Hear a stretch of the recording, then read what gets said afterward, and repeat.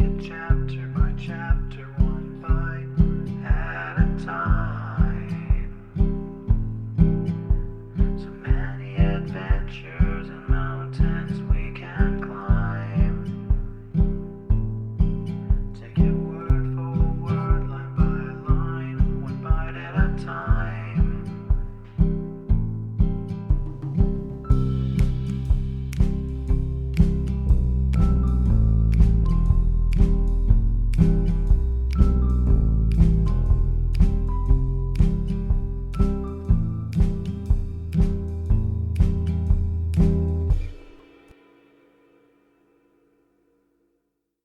Welcome to Bite at a Time Books, where we read you your favorite classics one bite at a time.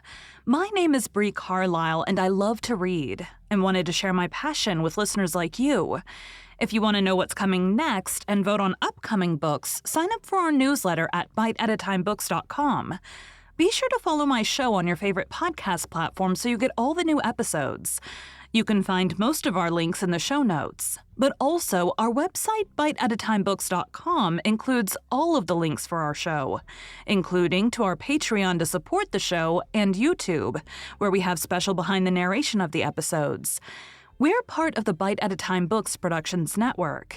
If you'd also like to hear what inspired your favorite classic author to write their novels, and what was going on in the world at the time, check out the Bite at a Time Books Behind the Story podcast, wherever you listen to podcasts.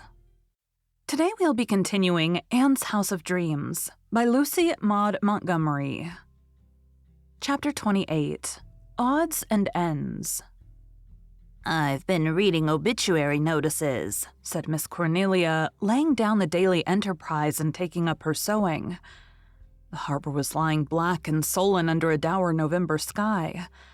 The wet, dead leaves clung drenched and sodden to the windowsills, but the little house was gay with firelight and spring-like with Anne's ferns and geraniums. "It's always summer here, Anne," Leslie had said one day, and all who were the guests of that house of dreams felt the same. "The Enterprise seems to run to obituaries these days," quoth Miss Cornelia. "It always has a couple of columns of them, and I read every line. It's one of my forms of recreation, especially when there's some original poetry attached to them. Here's a choice sample for you. She's gone to be with her Maker, never more to roam. She used to play and sing with joy the song of Home, Sweet Home." Who says we haven't any poetical talent on the island? Have you ever noticed what heaps of good people die, Anne dearie? It's kind of pitiful. Here's 10 obituaries, and every one of them saints and models, even the men. Here's old Peter Stimson, who has left a large circle of friends to mourn his untimely loss. Lord, Anne dearie, that man was 80, and everybody who knew him had been wishing him dead these 30 years. Read obituaries when you're blue, Anne dearie, especially the ones of folks you know. If you've any sense of humor at all, they'll cheer you up, believe me. I just wish I had the writing of the obituaries of some people. Isn't obituary an awful ugly word? This very Peter I've been speaking of had a face exactly like one. I never saw it, but I thought of the word obituary then and there. There's only one uglier word that I know of, and that's relict. Lord, Anne dearie, I may be an old maid, but there's this comfort in it. I'll never be any man's relict." "It is an ugly word," said Anne, laughing. "Avonlea graveyard was full of old tombstones sacred to the memory of so-and-so, relict of the late so-and-so. It always made me think of something worn out and moth-eaten. Why is it that so many of the words connected with death are so disagreeable? I do wish that the custom of calling a dead body the remains could be abolished. I positively shiver when I hear the undertaker say at a funeral, 'All who wish to see the remains, please step this way.' It always gives me the horrible impression that I'm about to view the scene of a cannibal feast." "Well, all I hope," said Miss Cornelia calmly, "is that when I'm dead, nobody will call me our departed sister. I took a schooner at this sister and brothering business 5 years ago when there was a traveling evangelist holding meetings at the Glen. I hadn't any use for him from the start. I felt in my bones that there was something wrong with him, and there was. Mind you, he was pretending to be a Presbyterian. Presbyterian, he called it. And all the time he was a Methodist. He brothered and sistered everybody. He had a large circle of relations, that man had. He clutched my hand fervently one night and said imploringly, "My dear Sister Bryant, are you a Christian?" I just looked him over a bit, and then I said calmly, "The only brother I ever had, Mr. Fisk, was buried 15 years ago, and I haven't adopted any since. As for being a Christian, I was that, I hope and believe, when you were crawling about the floor in petticoats. That squelched him, believe me. Mind you, Ann dearie, I'm not down on all evangelists. We've had some real fine, earnest men who did a lot of good and made the old sinners squirm. But this Fisk man wasn't one of them. I had a good laugh all to myself one evening. Fisk had asked all who were Christians to stand up. I didn't, believe me. I never had any use for that sort of thing, but most of them did, and then he asked all who wanted to be Christians to stand up. Nobody stirred for a spell, so Fisk started up a hymn at the top of his voice. Just in front of me, poor little Ikey Baker was sitting in the Millicent pew.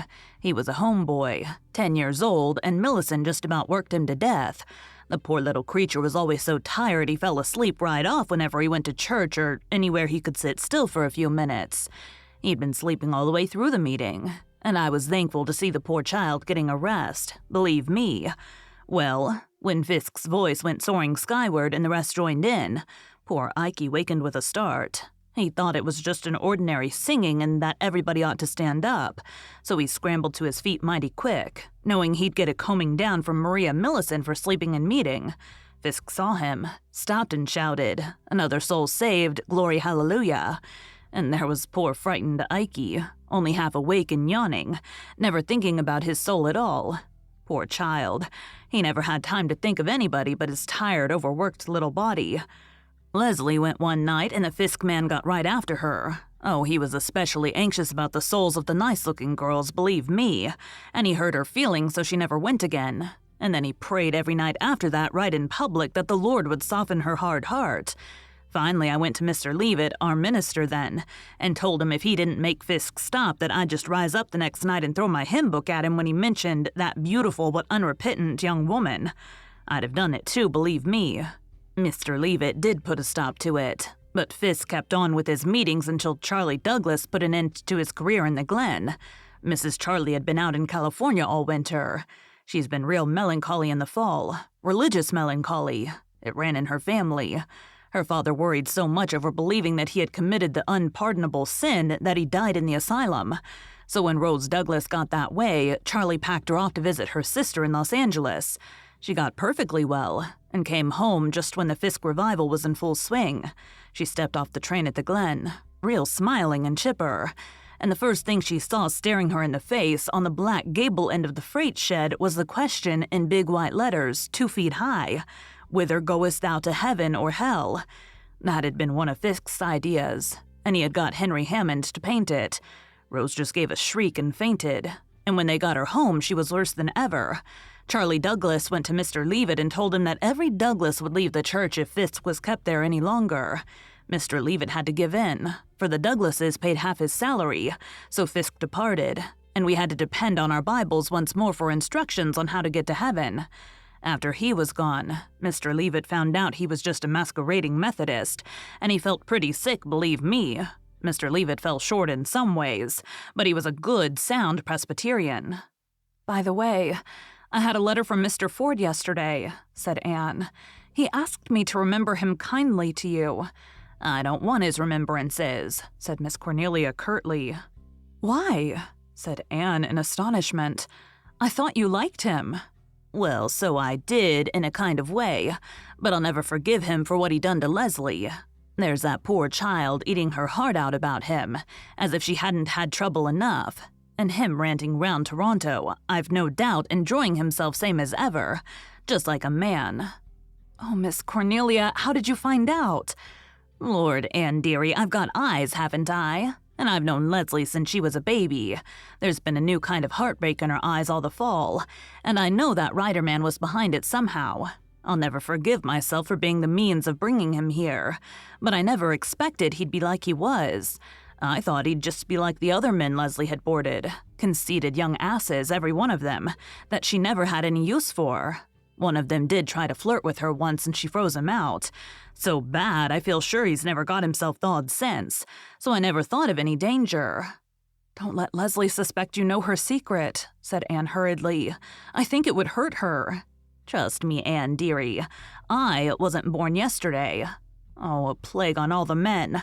One of them ruined Leslie's life to begin with, and now another of the tribe comes and makes her still more wretched. And this world is an awful place, believe me. There's something in the world amiss, will be unriddled by and by, quoted Anne dreamily. If it is, it'll be in a world where there aren't any men, said Miss Cornelia gloomily. What have the men been doing now? Asked Gilbert, entering. Mischief. Mischief, what else did they ever do? It was Eve ate the apple, Miss Cornelia. 'Twas a he-creature tempted her, retorted Miss Cornelia triumphantly.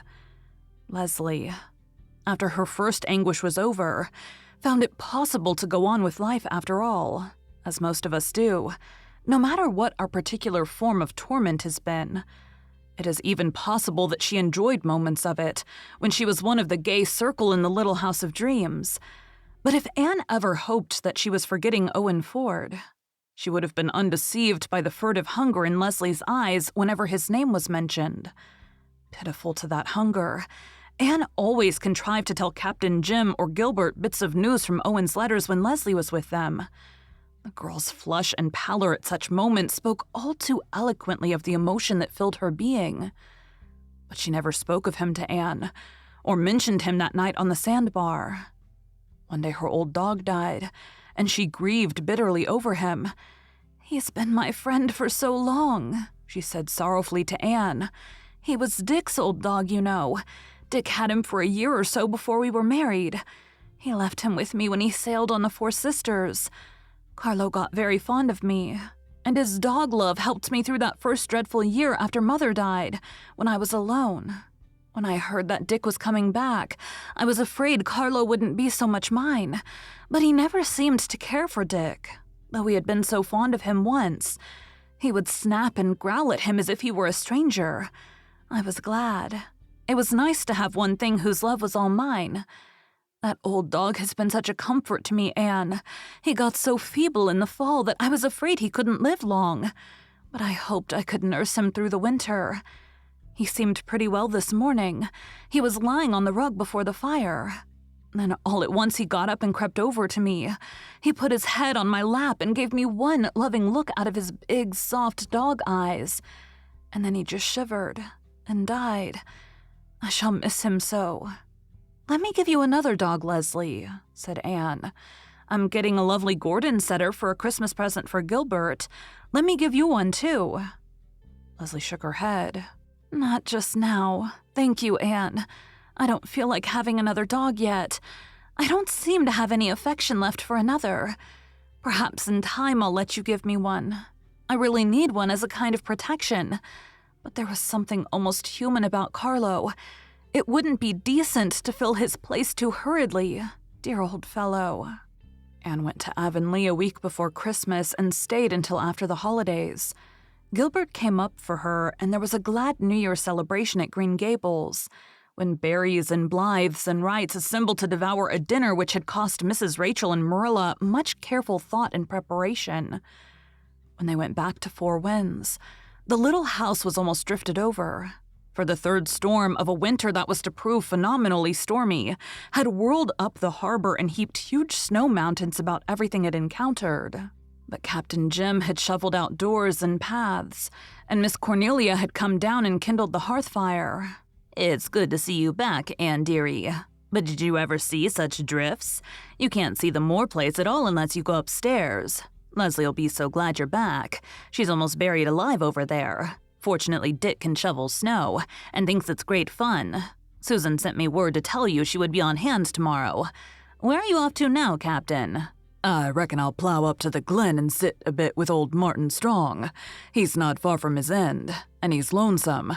He hasn't many friends. Been too busy all his life to make any. He's made heaps of money, though. Well, he thought that since he couldn't serve God and Mammon, he'd better stick to Mammon, said Miss Cornelia crisply. So he shouldn't complain if he doesn't find Mammon very good company now. Captain Jim went out, but remembered something in the yard and turned back for a moment. "I'd a letter from Mr. Ford, Mistress Blythe, and he says the life book is accepted and it's going to be published next fall. I felt fair uplifted when I got the news, to think that I'm to see it in print at last." "That man is clean crazy on the subject of his life book," said Miss Cornelia compassionately. "For my part, I think there's far too many books in the world now." Thank you for joining Bite at a Time Books today, while we read a bite of one of your favorite classics. Again, my name is Bree Carlisle, and I hope you come back tomorrow for the next bite of Anne's House of Dreams. Don't forget to sign up for our newsletter at biteatatimebooks.com. You can check out the show notes or our website biteatatimebooks.com for the rest of the links for our show.